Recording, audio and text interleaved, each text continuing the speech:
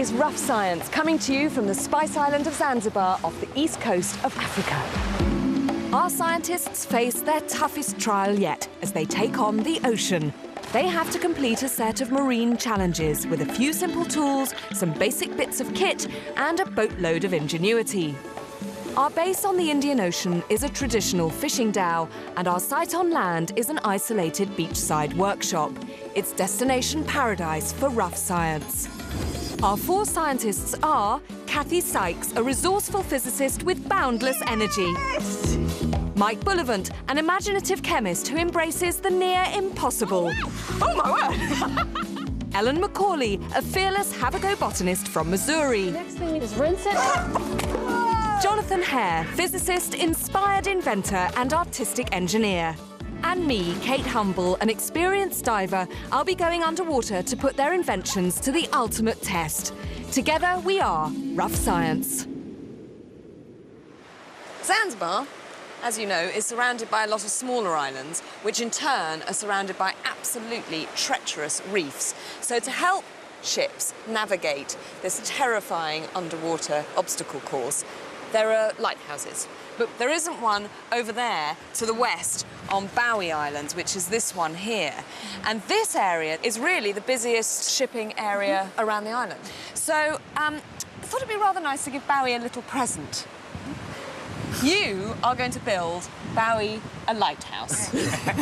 OK? Yeah. Ellen, I think you can come up with a light for it. Okay.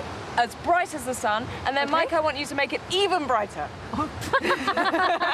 Jonathan, lighthouses flash. Right. So if you can come up with a mechanism that will allow this incredibly bright light to flash, Okay. that would be good. And Kathy, come up with a way to power that mechanism so it keep it keeps flashing. going, keep it flashing. You've got 3 days. The workshop up there, everything in there, anything around here, and of course, there's the trunk. Okay. Kathy heads to Bowie Island to find the best spot on the coast to site the lighthouse. Well, this is the side of the island that's along the shipping lane, but there's just nowhere to land. It's all cliff. So I think we're going to have to go around to the other side and hope we can find a place to land there.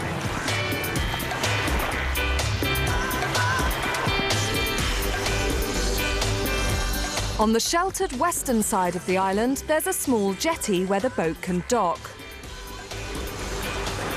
OK, so see you in a couple of hours. But Kathy has to trek a couple of kilometres through tropical undergrowth to reach the strip of coast nearest the shipping lane.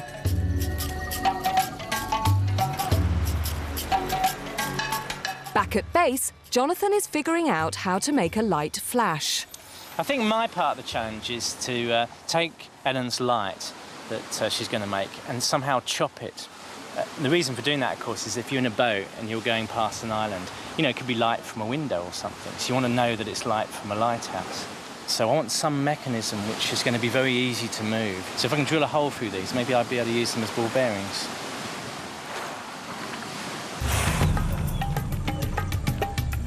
Ellen's off to a local coconut plantation in search of a fuel supply for the light which will be at the heart of the lighthouse.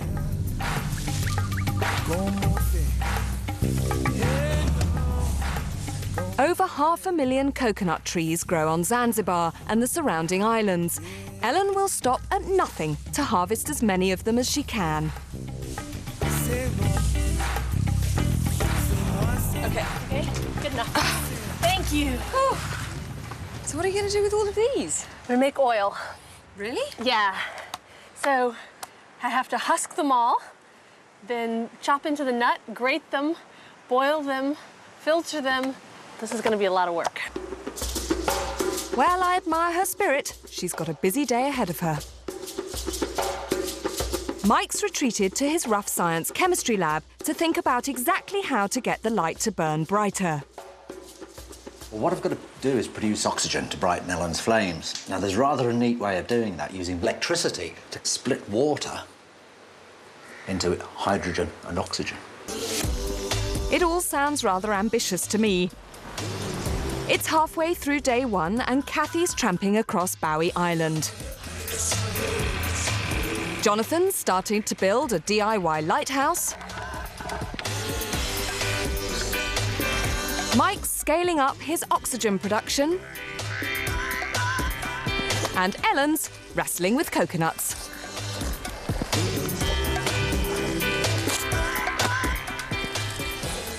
There we go. I've seen this done before, but I'd never actually done it, and I didn't realize how hard it was. There we go. We've gotten almost all the husking done. It's nearly killed me. And now, we just have to grate these. Rather you than me, there's a mountain of them, and it's only the first stage of the process.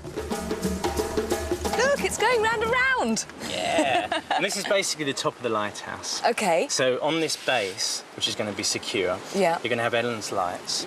And then on this disc here, we're going to have slats, which will be able to chop the light. Yeah. The problem is it rolls off at the moment, and I Right. sort of knew that was going to happen. So I'm going to play around with putting some struts here to stop it moving off.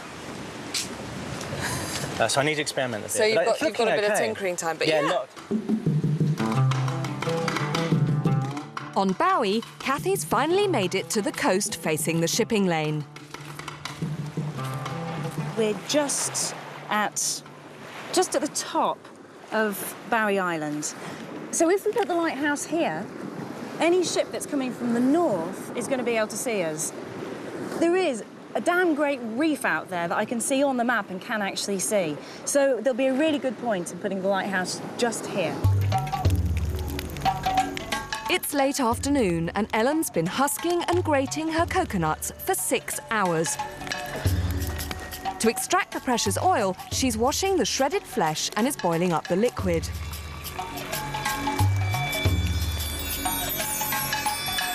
Jonathan sorted the revolving structure. He's even found time to come up with an inspired addition to the design. To make it look like a lighthouse, we want to make it flash. But what would be even better would be to make it send a signal. So we arranged a little mechanism here, which you're going to be able to send a Morse code signal, maybe a B. So you know that this is the lighthouse from Bowie Island. This would be where the boat is up there, hopefully. The light's going to be here, Ellen's lights are going to be here, roaring away, sending light through. So they send a dot through there, then there'd be a space, another dot there, space, dot there, and then a period where it's off. B in Morse code. God knows how we're going to drive this. Anyway, that's another problem. Kathy can't begin to think about how the lighthouse might turn until she gets back from Bowie Island at nightfall. It's the end of day 1, and Mike's yet to collect any of the oxygen he's producing. And Ellen's got many pots to boil before she has oil to burn. With only 48 hours left, they're a long way from making a lighthouse that'll shine out across the shipping lane.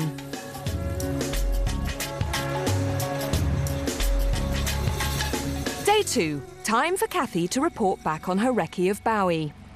The island isn't very hospitable. It's just this kind of big, flat band of coral, kind of upstanding from the ocean, with really steep, undercut cliffs. And there's only really one sensible place to access the island by boat. Right.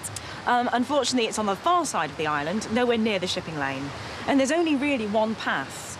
So if we take that path and go as far as we possibly can, we end up at the kind of most northerly point of the island, and I think we have to put the lighthouse there. So is the path wide enough to take all the equipment, do you think? We can, but it's pretty narrow and difficult. So not only have they got to make a working lighthouse, but it must be one that can be shipped and carried 2 kilometres across the island. Ellen's straight back to the fire. Her coconut liquid has settled overnight. She's skimmed off the top layer and has been boiling it since dawn. Now what happens after you fry it for about an hour? You end up with pure coconut oil on the top and fried coconut residue, which we will squeeze out. We've got our oil for lamps.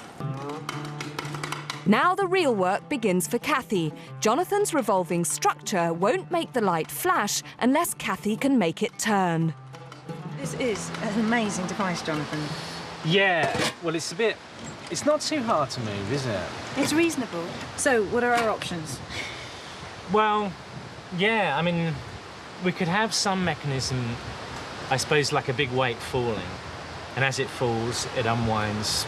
Well, I quite like that. That's what I was thinking, because we've got this cliff, about 3 metres high, then that's quite a nice distance to have something falling.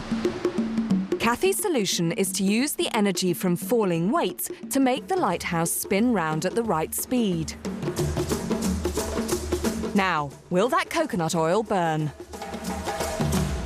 The problem is, coconut oil, unlike petrol, if you light a match and stick it in it, petrol goes up, coconut oil won't burn immediately. Okay. What you have to do is introduce a wick. By capillary action, the coconut oil is drawn up the wick. We light the wick, but as soon as it starts to burn, it evaporates a little bit of coconut oil. And it's the coconut oil that's evaporating that actually burns. And that's why one wick will last all night. You're not burning the wick, you're burning the evaporated coconut oil. And so now we've got a lamp. Perfect. She's done it. All we need now are Mike's oxygen jets to really make the light as bright as it can be. How are you getting on, Mikey B? I've just seen you sort of wandering around with funnels and bits of wire all day. I'm a happy bunny, but we've got a problem. OK. We're generating oxygen in this scaled-up version of my oxygen generator, scaled up from the jam jar experiment. And the oxygen is supposed to feed through here, up into the jam jar, and we see bubbles coming out of here, but as you can see... There are no bubbles. So does that mean that basically it isn't generating oxygen? It is generating oxygen, we're just losing it. You can see the bubbles? So all those bubbles around the top, that's your oxygen, and of course you can't collect it. So what I've got to do is pack that with sealant, make sure it's completely sealed, so all the oxygen goes up the funnel, along the tube, and then tomorrow, I hope, you'll see bubbles come out of there. So do I. World War I was a defining period in our history, impacting greatly on the lives of people from the Nelson province. Memories of the First World War is an exhibition which will be displayed in a number of regional venues and is currently on at the Nelson Provincial Museum. We're the team at JCar, right here in Nelson, 120 Hardy Street. Our shop is full of electronic items, including security alarm systems, electronic components, solar and power, electronics toys,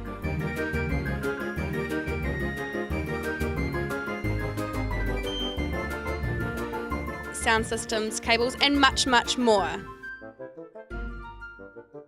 JCar. 120 Hardy Street, Nelson. Are you looking for a scooter, walker, wheelchair, baby seats or pushchairs? Then come in and see the Nelson Region Specialist at Mobility for You, 269 Queen Street, Richmond, opposite the library. We have a huge selection of scooters, walkers, wheelchairs and accessories, along with a free booklet guide. We also provide a breakdown service if you ever get a puncture or a flat battery. We have fully equipped service vans to rescue you. Hi, I'm Robin Jordan and I invite you to call in and see the friendly team at Mobility for You, 269 Queen Street, Richmond, opposite the library. Hi, Dave here from Nelson Beds and Jesse. We'd like to invite you all into our showroom here in Quarantine Road. Have a look at what we produce. We do a wide range of beds, bedroom furniture, adjustable beds, both home care style, whereby you may have people that are in a disabled position, or just adjustable beds for your own comfort. We do rustic furniture and bed frames, mattresses. So with our ranges of bases, you don't just have to go with the standard option, you can go to rollaway drawers. So like this one here, you got a nice big drawer that's not part of the base, it's separate, so it can take plenty of weight. You can put plenty in there, and it just nicely snugs underneath the base. And another option of drawers, instead of being separate rollaways, we also have the roller runner drawers. So these are smaller because they can't take quite as much weight as what the big rollaways can, but just a bit neater, better for clothing, and again, just neatly sit in place. So come on down and see us at Nelson Beds at 59 Quarantine Road on the way to the airport. Meanwhile, Kathy's experimenting with different sized rocks. She wants to find the correct weight to turn the lighthouse at the right speed. This looks desperately simple, Kate. Yes. Highly technical stuff. We I've taken as thin a bit of metal as I really can. Yeah. And I've wrapped this very strong string around it hundreds of times. I hope it is very strong, because that's a very big rock. I hope it's very strong as well, Kate. And then attached it to the big rock. As the rock will gradually go down, I hope, because I don't want it to rush down quickly. As it gradually goes down, it will rotate this, which will rotate this. And that means if we have a rope in here, we get a big movement of rope for each little movement there, and that will drive the whole of the lighthouse. So what you're doing is effectively converting the energy of that stone falling into a useful force that can drive the lighthouse. That's it. Yeah. Should we give it a go? Yeah. Leave me to know. If you hold on to that. Hold on to this, okay. And I will lower this and hope that nothing breaks. Careful, careful, careful.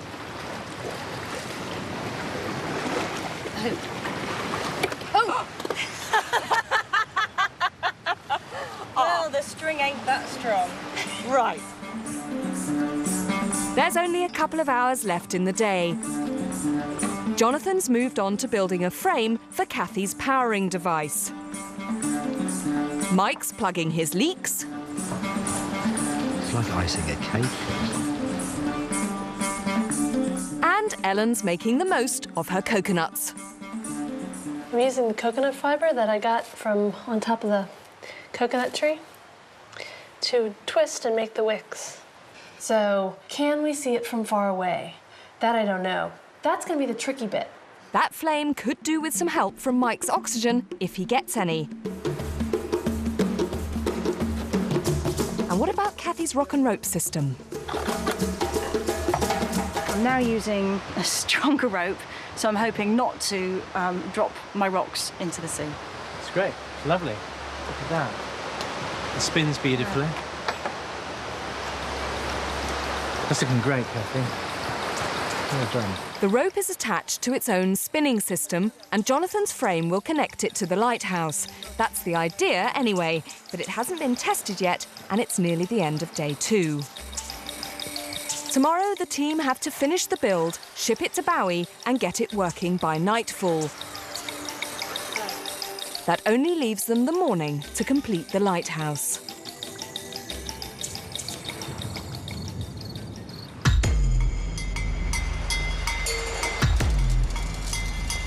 Day 3, and everyone is up against it.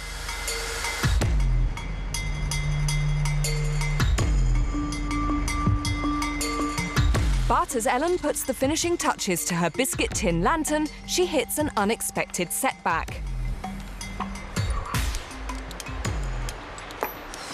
Kathy, I'm worried about one thing, and that's how we're going to light these, because I'm really... they aren't lighting because of all the wind. I hadn't even thought that this might be a difficult stage. I'm going to have to put it completely in a windbreak. Yeah. Come on, baby. Come on. And if it's gusty in the workshop, I don't fancy its chances on an exposed cliff edge on Bowie. At least Mike is ready with his oxygen. Or is he? This is the oxygen line.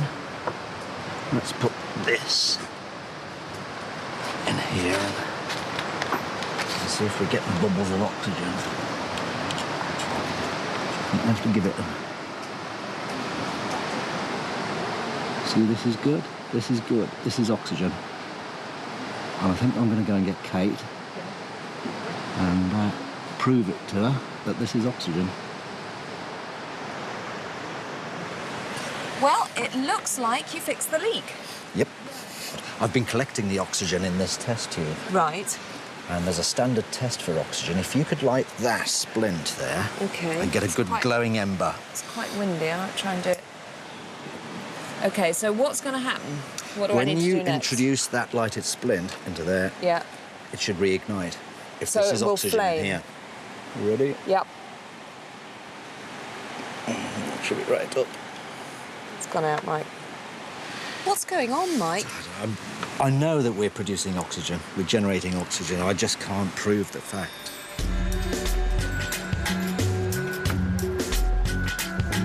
Mike's run out of time to make any more tweaks and changes to his collecting system. He's going to have to abandon Operation Oxygen and join forces with Ellen on windshield duty. The Dow's crew are standing by to go to Bowie Island. You're not going to take this over there, are you? No. And Kathy and Jonathan are under pressure. Will the rocks make their lighthouse spin? It's going to work. Do you think so? Yeah, you need a bit more weight on it. It's so near. That's pretty close. Yeah, so It is pretty close. Stick another weight on it, Kathy, go on. Whoops. That's still not. That's still not going. It's not up there. Need more weight. The rocks aren't heavy enough to drive the lighthouse, but Kathy's determined to prove that her mechanism can work before we leave for the island. She's using buckets of water to add weight. Going in. 2. Going on. A bucket. This is the last test. If it goes, it doesn't matter. Yeah, it's the last. It is the last test. Should we see if it goes? Okay, let it go. It's going. It's going. It's going. Look at that. Is it going? It's pretty close. John, the rope.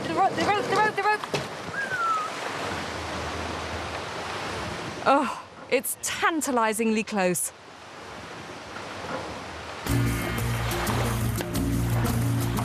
The team decide the best thing to do is to get the lighthouse to Bowie and continue working on it there. Hey, well, this is the point that we're going to put the lighthouse. Okay. So what do we do? So we go down to the jetty, which is the other end of the island, carry everything back up here.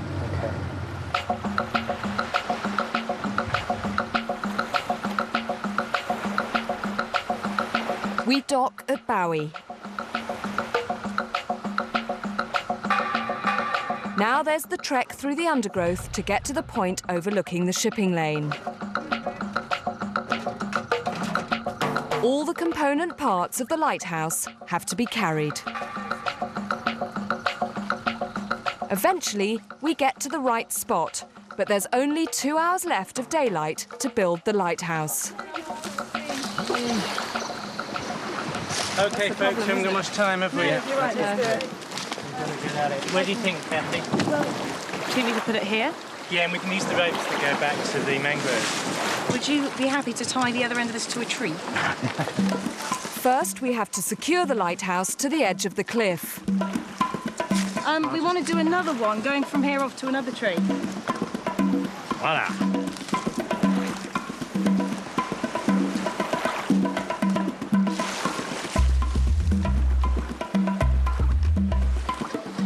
Hey, guys, is it good enough to go with? Hold on, just 1 second. I want to secure it. Mike B? Kate and Mike, hold the thing back and grab the thing if the rope comes off. I'm going to put 2 more rocks in. This time, Kathy thinks she's got the right weight, but the connecting rope must stay on the wheels if the lighthouse is to turn. That's a hell of a weight on that thing. OK. Right, let go of this wheel. OK, it's going. Is it going? It's going. Yeah. Go on. Is it?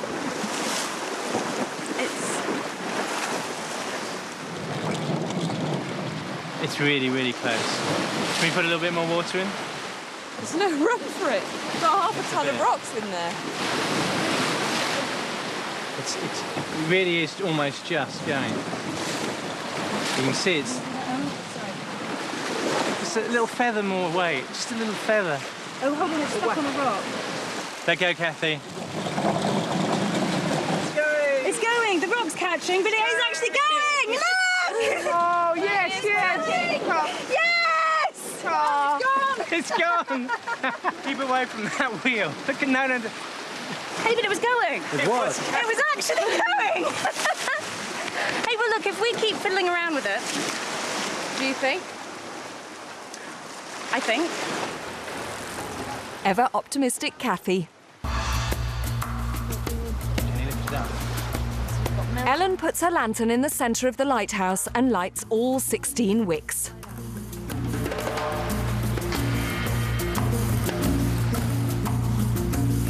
Ellen, Mike and I head back to the Dow. We want to see the lighthouse flash from the middle of the shipping lane. What are we going to do now? Jonathan and Kathy don't have long to get it turning. Kathy adds another rock.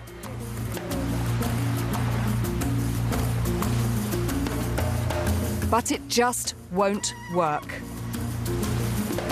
Time for a bit of rough science ingenuity. If an electric screwdriver can turn a screw, can it turn a lighthouse? This is great.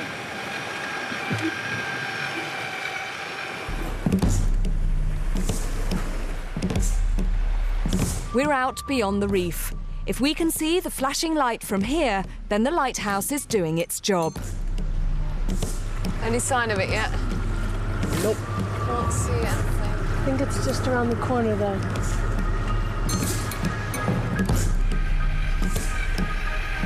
Let's just make it do one rotation, make sure it doesn't stop.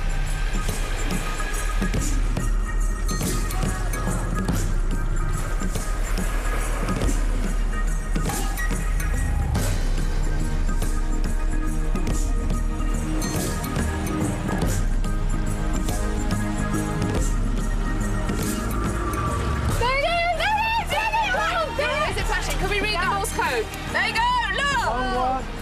Short! Short! Short! That's a bee! Bang the gong, bang the gong. Yes!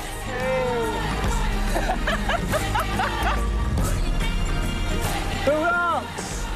Go away! Well, I think we could say that the light worked. And we have a rough science lighthouse. That's all for this week, but join us for more rough science.